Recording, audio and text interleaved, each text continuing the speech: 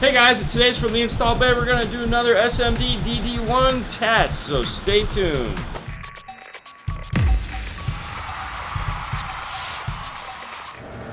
Okay, so we have the distortion detector hooked up. We have the CD in.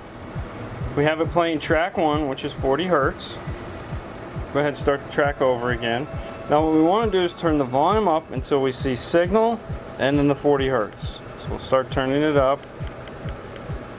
So we see signal, we see 40 Hertz.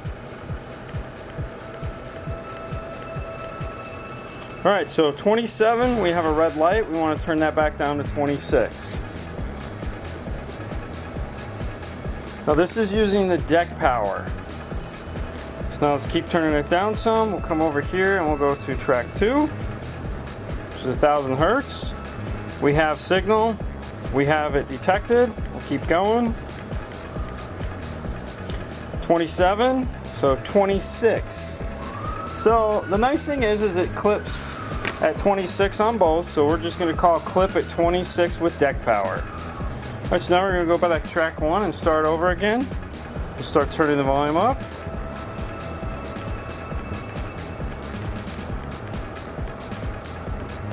Alright, so we have signal, we have 40 Hertz, and we've turned it all the way up with no distortion. So we're just going to go ahead and say 35. Now let's turn it down a little bit and go to track 2. We're on track 2. Let's repeat the process. Okay, there we go, 35. So we can max out the volume via the CD without any distortion. Okay, let's try the auxiliary and we'll do deck power first again. Alright, so what we want to do is select aux, so we'll go to the source, we'll select AV input. We're on AV.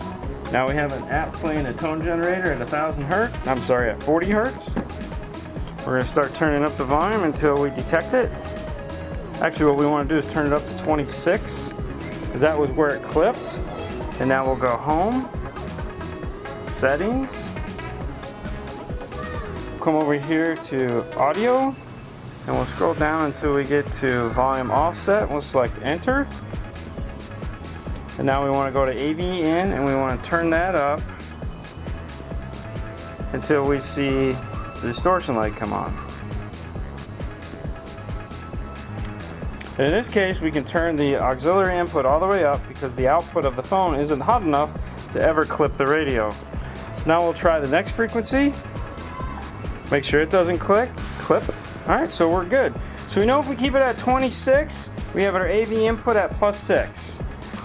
So let's go ahead and turn the volume up to 35. We'll hit home. We'll go back to settings. We'll go to audio, page down to volume offset. We'll hit enter. And we'll turn the volume up. Alright, so there again, we can max out the AV input, volume all the way up, and have no clip. Alright, so now let's switch over to the USB.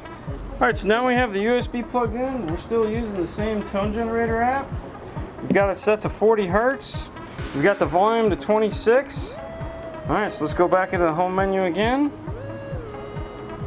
Let's go over here to settings, audio, scroll down, hit volume offset.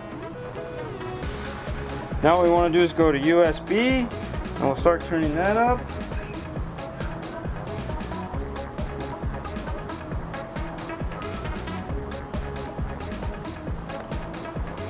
Okay, so the USB isn't going to clip either. Let's just get it to clip though. So we can turn it up to basically 30 and get it to clip with the iPod connected using the deck power.